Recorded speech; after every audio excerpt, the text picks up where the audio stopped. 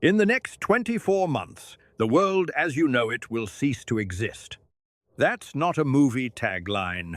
That is the warning from the people who actually built the technology we're using today. Every day, the headlines get darker. AI will take 300 million jobs. AI is killing the planet. AI is the last invention humanity ever makes. If you feel a knot in your stomach when you hear those words, you're not alone. For the first time in history, we've built something that can outthink us, and that is terrifying. We're going to look at the cold, hard data, quote the experts who are actually in the room, and show you why this might be the most positive turning point in human history. We've all seen the interviews. Emad Mostaque, the founder of Stability AI, recently made waves by saying that in just 2 years, everything changes. He even suggested that programmers, the very people who built this, might not have jobs in 5 years because the AI can code better than they can. Then you have Dr. Roman Yampolskiy, one of the world's leading AI safety experts, who suggests that by 2030 we could be looking at a world with almost 0% traditional employment. It raises the question, if the machines do everything, how do I eat? How do I pay rent? What is my purpose? The fear feels real because we've been taught that our value equals our labor.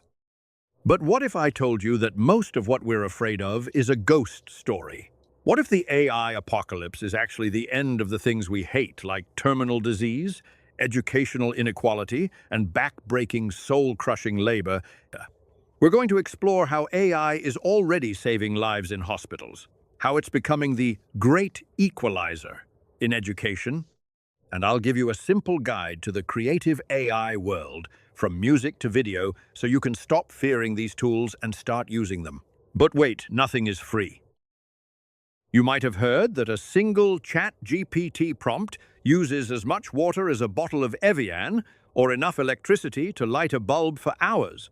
The environmental cost is a valid fear. If we solve our problems with AI but burn the planet to do it, have we really won? Here's the part the headlines miss. AI is the only tool powerful enough to optimize our crumbling energy grids. For example, DeepMind from Google used AI to reduce the energy used for cooling its data centers by 40%. In regards to energy, we've been 30 years away from clean, limitless nuclear fusion for 50 years. Why? Because the physics are too complex for human math. Recently, AI successfully managed the plasma in a fusion reactor. We aren't just building a hungry machine, we are building a machine that can teach us how to be efficient. In his interview on The Diary of a CEO, Dr. Roman Yampolskiy raised a chilling point.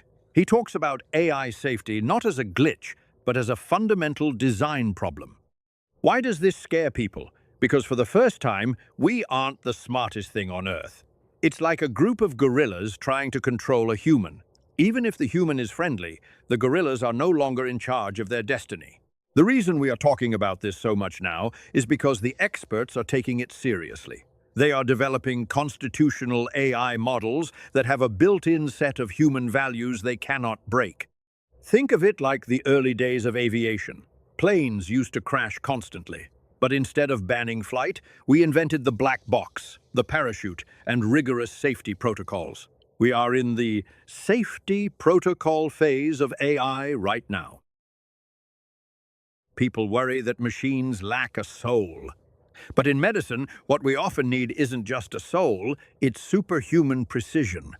Take AlphaFold, for example. For 50 years, biologists struggled with the protein folding problem. Knowing the shape of a protein is the key to curing almost every disease, but it used to take a PhD student 5 years to map just one. AI mapped 200 million of them in a few months. That's centuries of human work done in a weekend. We are now seeing AI-first drugs entering human trials for things like pulmonary fibrosis and even specific cancers. But it's not just in the lab, it's in the ER. Let's take a look at the sepsis example. Sepsis kills millions because by the time a doctor sees the symptoms, it's often too late. AI models now monitor patient vitals 24/7. They can smell sepsis in the data 12 hours before a human doctor can. And it's not just for the wealthy.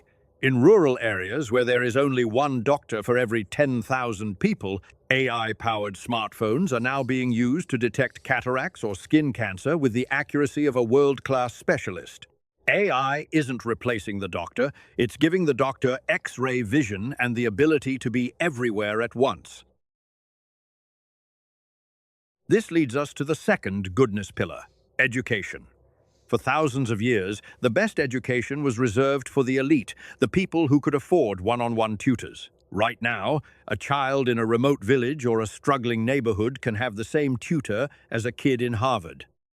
Tools like Khan Academy's Khanmigo or ChatGPT act as Socratic tutors. They don't just give you the answer, they ask you questions to help you think. For students with dyslexia, AI can instantly summarize a 50-page textbook into a clear, bulleted list. In language, for a child who speaks a rare dialect, AI can translate world-class curriculum into their native tongue instantly. We are moving from a one-size-fits-all school system to one-size-fits-you. This is the death of the "I'm just bad at math" excuse. Because with AI, you don't have a teacher who gets frustrated or runs out of time. You have a mentor with infinite patience. Now, you've probably seen the weird AI art or the fake songs. It's overwhelming. Let's break down what these actually are and how they help you, not just the tech bros. Image and art. Tools like Midjourney, DALL-E 3, Adobe Firefly, Whisk, Grok. Think of these as instant sketchbooks. You describe a dream, and it paints it. How it improves life? You don't need to be a graphic designer to make a professional logo for your side hustle or a beautiful birthday card for your mom. It removes the gatekeepers of creativity. 2. For music, tools like Udio, Suno, Adobe Premiere. With these, you tell the AI the vibe.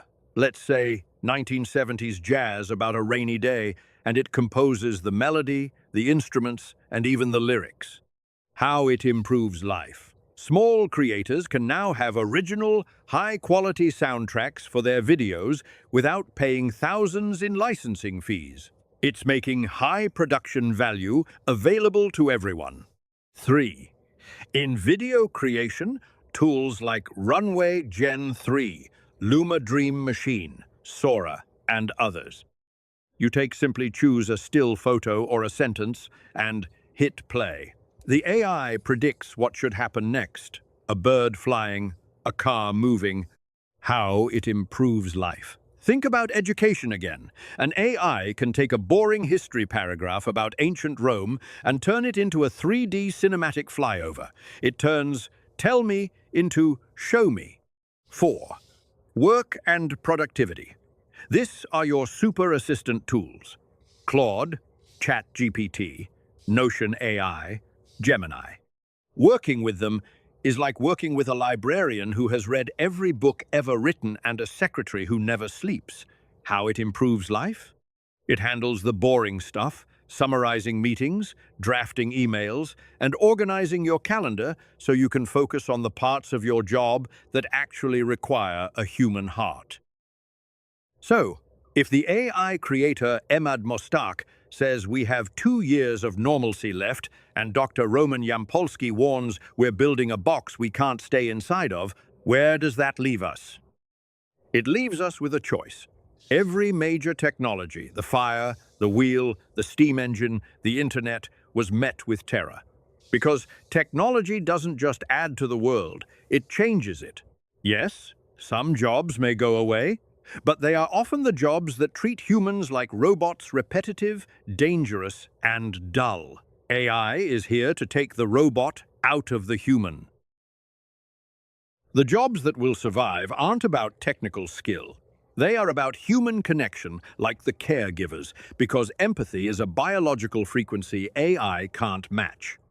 the skilled trades. Because physical intuition in a messy, real-world basement is still decades away for robots. The authentic creators. You're watching this because you want a human perspective, not just a data dump. The orchestrators. The people who know how to play the AI instruments we just talked about. And the ethicists. People who decide how we use this power. Fear is just false evidence appearing real. AI is a mirror. If we approach it with greed, it will reflect that. But if we use it to cure the incurable, to teach the unreachable, and to free ourselves from the 9-to-5 grind, then we aren't looking at the end of the world. We're looking at the beginning of a better one. We have 2 years to decide who we want to be in this new world. I choose to be curious. I choose to be prepared. What about you? If this made the future feel a little less like a horror movie and more like a frontier, hit that subscribe button. We're going to be tracking this transition every step of the way. Stay curious, stay hopeful. I'll see you in the next one.